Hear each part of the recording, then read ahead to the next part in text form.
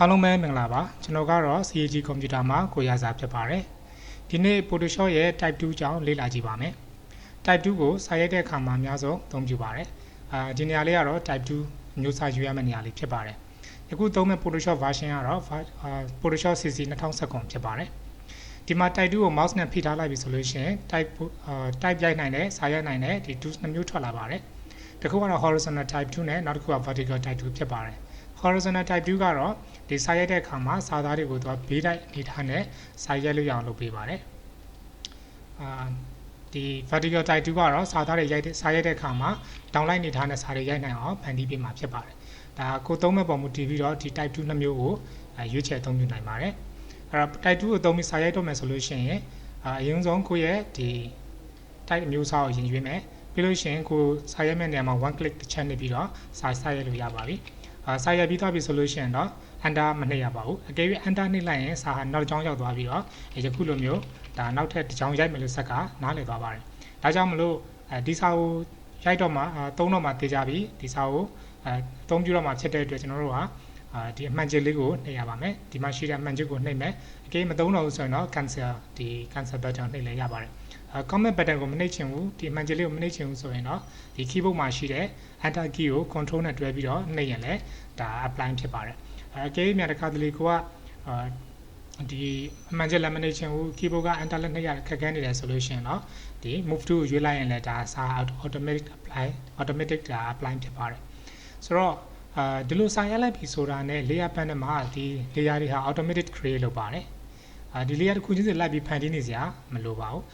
type 2ရွေးမယ်ပြီးတော့စာရိုက်လိုက်မယ်ဆိုရင် layer တစ်ခုဟာ automatic create လုပ်ပြီးသားဖြစ်နေတာကိုတွေ့ရမှာပါဒါကြောင့်မလို့ type 2ကိုသုံးတော့မယ်ဆိုရင်သတိထားမှာကဒီ type 2ရွေးလိုက်ပြီးရင် move to ရွေးလိုက်ပြီးရင် type 2ရွေးလိုက်လွတ်တဲ့နေရာမှာသွားနှိပ်လိုက်ဒီလိုမျိုးတွေမလုပ်ရပါဘူးဒါအဲ့လိုမျိုးလုပ်မိမယ်ဆိုလို့ရှိရင်တော့ layer panel မှာမလုပ်ရဘဲနဲ့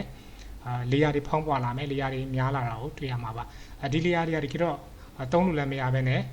mouse တစ်ချက်နှိပ်လိုက်တဲ့ auto ထွက်နေတဲ့ layer တွေဖြစ်နေပါတယ်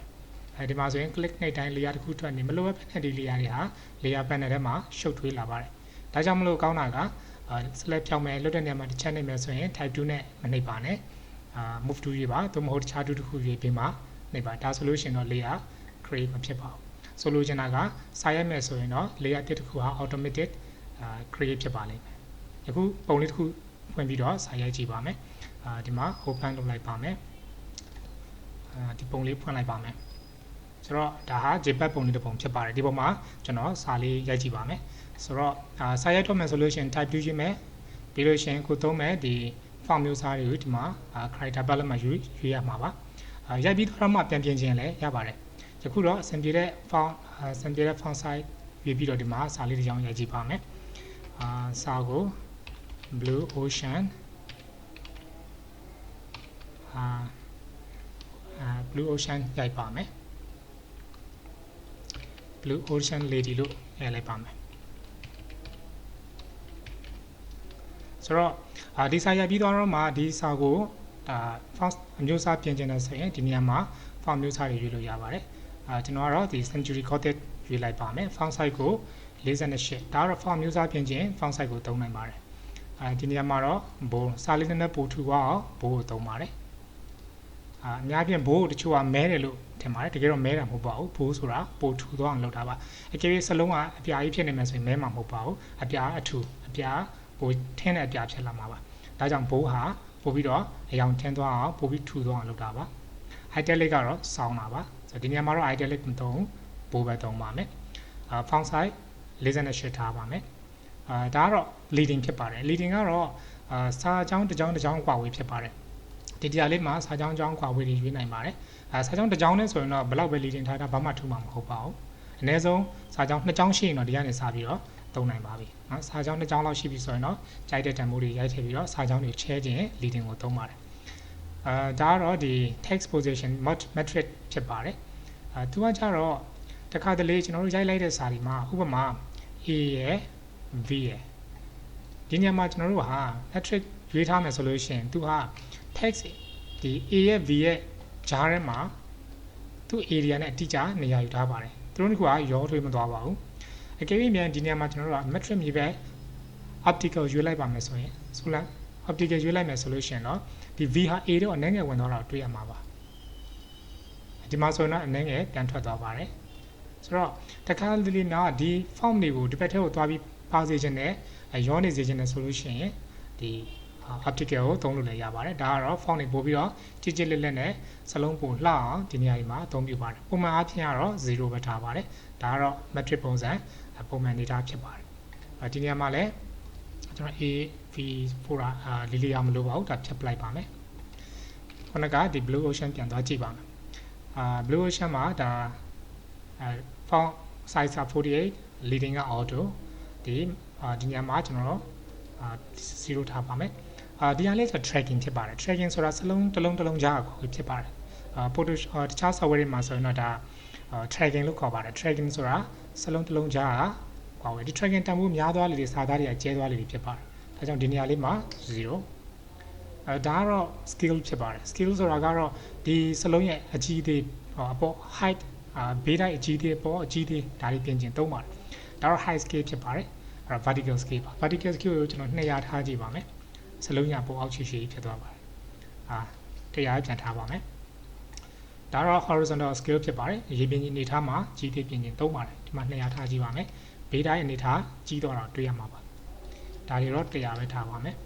တခါတလေမှာ design အတွက်လိုအပ်တယ်ဆိုရင်တော့ဒါတွေသုံးဖို့လိုပါတယ်ပုံမှန်အဖြစ်တော့3နဲ့3ထားတော့မရှိပါဘူးဒါတော့ text position ဖြစ်ပါတယ်ဥပမာဆိုပါစို့ဒီမှာ ocean မှာ A လေးကိုနည်းနည်းလေးပိုပြီးရောက်နေစေခြင်းတဲ့ခါမျိုးတွေမှာဒီ position ကိုသုံးနိုင်ပါတယ်ဒီနေ့မှာ5လောက်ထားကြည့်ပါမယ်အပေါ်တက်သွားတာတွေ့ရမှာပါအခုဒီ A တန်ဖိုးလေးကို mouse နဲ့ဖိထားပြီးညာအောင်ဆွဲကြည့်လိုက်ပါမယ်တန်ဖိုးများလာလေလေသူဟာအပေါ်ကိုရောက်သွားလေလေဖြစ်ပါတယ်ဆိုတော့ယခုလိုမျိုး text position တွေပြင်ကျင်တယ်ဆိုတော့ဒီနေရာမှာပြင်ပါတယ်လောလောဆယ်တော့0ပဲထားပါမယ်ဒါတော့ text character color ဖြစ်ပါတယ် text color ပါဒီနေရာမှာဖြူရောင်လေးရွေးထားတယ်ဆိုရင်စာသားကဖြူရောင်နဲ့မြင်ရပြီအနီရောင်လေးရွေးလိုက်ရင်တော့စာသားကိုအနီရောင်လေးနဲ့မြင်ရမှာဖြစ်ပါတယ် okay နဲ့ထွက်လိုက်ရင်ဒီ select ဖြစ်တဲ့စာသားဟာအနီဖြစ်သွားပါတယ်အကယ်၍တကြောင်းလုံးကိုဒီအရောင်ပြောင်းကျင်တယ်ဆိုရင်တကြောင်းလုံးကို select လုပ်ရပါမယ်ဒါမှမဟုတ်ရင်လည်းအမှန်ချင်းနေထားမယ်ဒီ layer မှာ highlight ဖြစ်ရုံနဲ့စာသားကိုအရောင်တင်လို့ရပါတယ်ဒီနေရာမှာအရောင်လေးပြန်လိုက်တစ်ခုလုံးပြောင်းပါပါဒီလိုမျိုး mouse တစ်ချက်နှိပ်ထားပြီး cursor လေးမိတ်တုဖြစ်နေတဲ့အချိန်မှာသွားပြင်ရင်တော့ပြောင်းလဲမှုရှိမှာမဟုတ်ပါဘူးအဲ့လိုပြင်ပြီးသွားရင်တော့ရိုက်မှာပဲသူဟာစလုံးဟာပြောင်းမှာဖြစ်ပါတယ်ရှိပြီးသားစလုံးကိုတော့အရောင်ပြောင်းကျင်တယ်ဆိုရင်တော့ပြောင်းလို့မရပါဘူးဒါကြောင့်ပြောင်းကျင်တယ်ဆိုရင်မှန်ချက်နဲ့ထွက်မယ်လေယာဉ် highlight ဖြစ်နေတဲ့အချိန်မှာကြိုက်တဲ့ဒီ color လေးရွေးလိုက်ရင်ဒါကားရဲ့ရောင်ပြောင်းမိတာဖြစ်ပါတယ်ဆိုတော့ဒီနေရာမှာတော့အဖြူလေးထားပါမယ်အဲ့တော့ဒါတော့ fix bold ဖြစ်ပါတယ် fix bold ဆိုတာကတော့ semi bold ပါသူဟာလက်ရှိနေတဲ့ bold တန်ဖိုးတွေကိုပိုထူခြင်းတဲ့ခါမျိုးတွေမှာသုံးပါတယ်သူရွေးလိုက်ပြီဆိုရင်စာသားဟာပို့ပြီးတော့ထူသွားပါတယ်ဒါတော့ italic ပါစောင်းတာပါဒါကတော့ all cap ဖြစ်ပါတယ် all cap ဆိုတာကရှိသမျှစာတွေအားလုံးကို capital letter ပြောင်းတာဖြစ်ပါတယ်ဒါကတော့ small cap ဖြစ်ပါတယ် small cap ဆိုတာ small letter တွေကို capital letter ပြောင်းတာဖြစ်ပါတယ်ဥပမာဒီနေရာမှာ ocean ဆိုရင် O ဟာအကြီးနဲ့ရေးထားပါတယ် CEAN ကိုတော့ small letter နဲ့ရေးပါတယ်ဒီနေရာမှာ small cap လို့ရွေးလိုက်ရင် small letter တွေဟာ capitalize ဖြစ်သွားပြီးတော့ဒီ O ကတော့အရင်တိုင်းပဲဆက်ရှိနေပါတယ်ဥပမာ blue ကိုလည်း small letter တို့ capitalize လုပ်ခြင်း small cap ကိုသုံးပါတယ်ဒါဟာတော့ small cap ပါဒါကတော့ all cap ဖြစ်ပါတယ် all cap ဆိုတော့ရှိသမျှအကုန်လုံးဟာအကြီးတွေဖြစ်မှာဖြစ်ပါတယ်လောဆယ် cancel နဲ့လုပ်ပါမယ် cancel ထွက်ပါမယ်ဆိုတော့နောက်တစ်ခုကဒါ superscript ဖြစ်ပါတယ်တခါတလေတချို့ကိစ္စတွေမှာဥပမာfirst second third ဒီလိုမျိုးစာလေးရေးတဲ့အခါမှာ number 1ဆိုရင် st first ဆိုရင် st ကို superscript လုပ်ချင်တယ်ဆိုရင်ဒီကောင်လေးကိုသုံးနိုင်ပါတယ်ဒါဆိုရင်တော့ superscript အပေါ်လေးမှာတော့နည်းလေးရောက်သွားတော့တွေ့ရမှာဖြစ်ပါတယ်ဒါက text position နဲ့မတူပါဘူး text position မှာကျတော့သူ့ကို superscript ဖြုတ်လိုက်ပါမယ် text position ပြင်လိုက်မယ်ဆိုရင်သူကအပေါ်တော့တက်သွားတယ်သို့ပေမဲ့စာရဲ့ font size ကတော့ဒီ user တိုင်းမှာဖြစ်ပါတယ်superscript ကတော့လို့မဟုတ်ဘူး font size ကိုပါတေးသွားတဲ့အနေအထားဖြစ်အောင်လုပ်ပေးနိုင်ပါတယ်ဒါတော့ superscript ပါအခု cancel နဲ့ထွက်ပါမယ်ဒီမှာ blue ocean ကိုပြန်သွားရအောင်ဆိုတော့ဒီမှာ superscript ပြီးတော့ subscript ကတော့ခုန superscript ရဲ့ပြောင်းပြန်ပါဥပမာ h2o ပေါ့ h2o ဆိုရင် h2o အဲ့တော့2လေးကိုအောက်ကိုကျသွားစေချင်တယ်ဆိုရင် subscript ကိုသုံးပါတယ်ဒါဆိုရင် automatic font size လည်းတည်သွားတယ်အောက်ကိုလည်းလောလောဆင်းသွားတာကိုတွေ့ရမှာပါဒါကတော့ underline ဖြစ်ပါတယ်အဲ့ဒီစာကြောင်းမှာ underline ထားခြင်းနဲ့ဆိုရင်ဒါလေးယူထားလို့ရပါတယ်ဒါတော့ straight through ပါ straight through ကတော့အများဖြင့်ဒီ စာလုံးရဲ့အတွင်းကနေပြီးတော့ဒီ line လေးဖြတ်ပြေးသွားတဲ့ပုံစံမျိုးလိုချင်တယ်ဆိုရင် straight through ကိုသုံးပါတယ်ဥပမာပုံမှန်အားဖြင့်တော့ဒီကုန်စည်နှုန်းတွေသတ်မှတ်တဲ့အခါမှာdiscount ချရဲဆိုရင်ဒီ number ဟာ discount ပေးထားဖြစ်တာကို straight through လုပ်လိုက်ပါတယ်ဒီချိန်မှာသူဟာဒီဂျားမအလဲမှာဒီတော့ချောင်းလေးဖြတ်သွားတာကိုတွေ့ရမှာပေါ့အဲဒီတော့မှကိုက new price ပေါ့နော်ဘေးနားမှာရှိတဲ့ဒီဈေးတစ်ခုကိုထပ်ပြီးတော့သတ်မှတ်ပေးလိုက်ပါမယ်90နော်90ဆိုရင်ဒါ new price က90ပထမ discount price ကတော့ဒါ100ပေါ့နော်စသဖြင့်ဒီလိုမျိုးတွေပေးချင်တဲ့ဆိုတာ straight through ကိုသုံးပါတယ်ယခုဒီလေးက3ခုမလိုပါဘူးဒါလေးပြန်ဖြတ်ပလိုက်ပါမယ်အဲ့တော့ကျွန်တော်တို့ blue ocean ကိုပြန်သွားပါမယ်အဲ့တော့ blue ocean မှာသုံးမဲ့ font မျိုးစားက century gothic သုံးထားတဲ့ style က bold သူရဲ့ font size က48 leading က line spacing ပေါ့နော် leading ကကြတော့ auto ဒီ corner ဒီ base ကကြတော့0ပြီးတော့ဒီမှာ tracking ကကြတော့ဒါ3ည tracking စလုံးတစ်ခုတစ်ခုကြား character spacing ပေါ့နော်စာလုံးကွာဝေး horizontal vertical တွေမှာ100တွေထားပါတယ်ကျွန်တော်အားလုံးက default တိုင်းပဲဆိုတော့ဒီကောင်လေးတွေကလည်းဒါနောက်ပိုင်းမှာတော့ကျွန်တော်တို့ဒီလှင်းတင်တယ်လို့ဒါလေးထပ်ပြီးတော့ သေးသေးရှင်းပါအောင်မယ်ဒီကြောင်းပြောရင်အချိန်များသွားမှာဆိုလို့ပါဆိုတော့နောက်စာတစ်ကြောင်းရိုက်ကြည့်ပါမယ် toolbox ကဒီလေးရွေးထားမယ်ဒီနေရာမှာ one click လုပ်ပါမယ်ဒီနေရာလေးမှာစာရိုက်မှာမှာပါရိုက်ရမလဲချက်ပြန်ကြည့်ပြအောင်blue ocean Hudson ဒီ Florida ပေါ့နော် Florida မှာရှိတဲ့ဒီ Hudson ဒီစိတ်ကမ်းတစ်ခုရဲ့နေရာပေါ့နော်ဒါလေးရေးပါမယ် HUD SON comma FLORID ဆိုတော့ဒီဟာလေးကိုကြာတော့သူကဒီ regular ဖုန်းခပ်ပပလေးသုံးချင်တာကြောင့် regular သုံးပါမယ်font size ကို48ရဲ့တဝက်ဆိုတော့24သုံးလိုက်ပါမယ်ပြီးတော့သူ့ကိုဒီဘေးမှာညှောင်ထားပါမယ်ဆိုတော့ဒီစာသားလေးကိုသူကညာဘက်ကိုရှည်သွားခြင်းနဲ့နောက်တစ်ခုကနောက်ဒီ N5 မှာကြည့်လို့ရှိရင်တော့ဒါအောက် cap သုံးထားပါတယ်အောက် cap သုံးထားမယ်ပြီးတော့စာလုံးလေးတွေကျဲကျဲလေးဖြစ်နေတဲ့အကြောင်းဒါ tracking သုံးထားပါတယ် tracking လည်းထည့်ပါမယ်ဆိုတော့ okay ဒီ font လေးကိုနောက်သူ့ကိုအောက် cap လုပ်လိုက်ပါမယ်ပြီးတော့ tracking ထည့်ပါမယ် tracking ကဘယ်လောက်မှမသိတော့ဒီမှာဒီတန်ဖိုးရိုက်မထည့်ပဲနဲ့ဒီ V နဲ့ A နဲ့ mouse နဲ့ဖိထားပါမယ်ပြီးညာဘက်ကိုဆွဲလိုက်ပါဆိုရင်ကိုဆွဲလိုက်တဲ့အတိုင်းတန်ဖိုးတိုင်းဒီကောင်ကြီးလာတာတွေ့ရမှာပါဒါပေမဲ့ဆွဲနေတဲ့အချိန်မှာသူမမြင်ရပါဘူးဒီလိုဆွဲနေတဲ့အချိန်မှာဒီ tracking ကြီးသွားတာသေးသွားတာကိုမတွေ့ရအောင်ဖြစ်နေတယ်ဒါကြောင့် toolbox စာ title လို့ရေးပြီးဒီစာသားပေါ်မှာ3ချက်စက်တိုင်းနေလိုက်ပါလား3ချက်စက်တိုင်းဆိုရင်ဒါစာကြောင်းတစ်ကြောင်းလုံး select ဖြစ်သွားပါတယ်အဲဒီချိန်ကျတော့မှ tracking ကိုဖိပြီးတော့ဆွဲပါမယ်ဒါဆိုရင်တစ်ခါတည်းကိုဆွဲလိုက်တဲ့တန်ဖိုးတွေကစာပြောင်းနေမယ်တန်ဖိုးတိုင်းစာသားပါလိုက်ပြီးပြင်နေတာကိုတွေ့ရမှာဖြစ်ပါတယ် okay ဆိုတော့660လောက်ဆိုရင်တော့ပါပဲဆိုတော့စာရပြီးသားဖြစ်တဲ့အတွက်အမှန်ချင်းနဲ့ထွက်မယ်ပြီးရင် move tool လေးနဲ့အောင်နေနဲ့ချလိုက်ပါမယ်ဆိုတော့ဒီ type ကိုသုံးတဲ့နေရာမှာဆိုရင်ကျွန်တော်တို့ဒီ character palette မှာရှိတဲ့font type ဒါတော့မျိုးစားတွေပေါ့နော် font type font style font size leading ဒါကြတော့ခုနဒီ corner tracking ပေါ့နော် corner base နောက်တစ်ခုကကြတော့ tracking ဒါတွေကျွန်တော်တို့သိနေရပါမယ်အများဆုံး channel ဟာတွေမသိခဲ့ဘူးဆိုရင်တော့မှဒီပေါ်မှာရှိတဲ့ဒီ option 6ခုကိုသိနေဖို့လိုပါတယ်ဒီစာသားရဲ့အောက်မှာခုဒီ shadow လေးကိုထည့်ကြည့်ပါမယ်ဒါကြောင့် blue ocean လေးကိုသွားပါမယ်ဒီနေ့မှာ fx ထဲကနေမှ drop shadow ဆိုရင်ဒါစာသားမှာရိတ်ကလေးကြအောင်ဖန်တီးမှာဖြစ်ပါတယ်ယခုဒီမှာရိတ်ကလေးမြင်နေရပါပြီရိတ်ရဲ့2ပါ open state တန်ဖိုးပြင်ဒါ2ပါပြင်ပါမယ် distance တန်ဖိုးလေးဒီမှာပြင်ပါမယ်ဆိုတော့အခုလိုမျိုးဒီ design လုပ်တဲ့အခါမှာကိုတကယ် design လုပ်နေတဲ့အချိန်မှာဒီတန်ဖိုးတွေဟာဒီမှာတော့9ထည့်ပါဒီမှာတော့10ထည့်ပါစသဖြင့်ဘယ်သူမှလာပေးမှာမဟုတ်ပါဘူးဒါကြောင့်ကိုယ့်ဘက်ကိုလက်တန်းရွေးချယ်နိုင်အောင်ဒီတန်ဖိုးလေးတွေသုံးတတ်အောင်ဒီကားလေးလေ့ကျင့်ထားဖို့လိုပါတယ်ဒါကြောင့်ဒီမှာတန်ဖိုးတွေချိန်ကြည့်မယ်နောက်ဒီ share တို့ရဲ့ရဲ့ဒီ direction ဟာသူကညာဘက်အောက်တောင်းကိုရေလေးကျနေတာတွေ့ရပါတယ်ဒါဆို lighting ဟာဘယ်ဘက်ပေါ်ကလာတယ်လို့ထိပဲရပါတယ်ဒါကြောင့်ဒီမှာ lighting angle ကိုကြည့်တဲ့အခါမှာဘယ်ဘက်ပေါ်တောင်းကိုပြပါတယ်အကယ်၍ညာဘက်ပေါ်တောင်းလို့ရွေးလိုက်ရင်ဒီ share တို့ရဲ့ direction ဟာဘယ်ဘက်အောက်တောင်းကိုရောက်သွားတာကိုတွေ့ရမှာပါဆိုတော့ဒါကြောင့်ဒါ angle ဟာ lighting angle ရှိမယ် opacity ဆိုတာဒါရဲ့2ပါ distance ရဲ့ကွာဝေးseparate ရဲ့ထင်ရှားမှု size ရဲ့ရွယ်စားရဲ့ရွယ်စားတွေပြင်လို့ရတယ်ဆိုတော့ ရိပ်ရွယ်စာဘယ်နေရာမှာသုံးလဲဆိုရင်ဥပမာ ground နဲ့ပို့ဝေးသွားတဲ့အခါမျိုးဒီမှာရိပ်ရွယ်စာပို့ပြီးတော့ကြီးသွားပါတယ်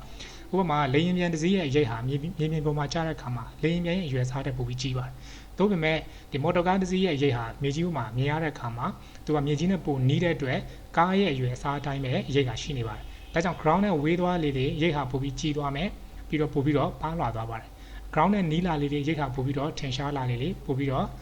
ရွယ်စာနဲ့ကွက်တိရှိနေတဲ့ object ရဲ့ရွယ်စာနဲ့ကွက်တိဖြစ်လေလေဒီလိုညမျိုးတွေမှာ size တွေကိုကျွန်တော်တို့ဟာချိန်ညှိဖို့လိုပါတယ်ဒီလိုပဲတခြားဒီ counter တန်ဖိုးတွေလည်းရှိပါသေးတယ်เนาะဆိုတော့ဒါတွေတော့အများကြီးရှိပါသေးတယ်အဲ့လိုဆိုတော့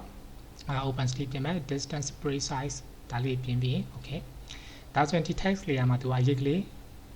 drop shadow effect လေးဝင်သွားပါပြီဒီ layer မျက်လုံးပေးခြင်းရင် drop shadow effect ပြောင်းသွားပြီးပြန်ဖွင့်လိုက်ရင်တော့ shadow မြင်ရမယ်ဆိုတော့ Florida ရဲ့အောက်မှာလည်းဒီရိပ်ကလေးထည့်ချင်ပါတယ်ဆိုတော့ခုနက drop shadow ပြန်ရွေးမနေတော့ဘူး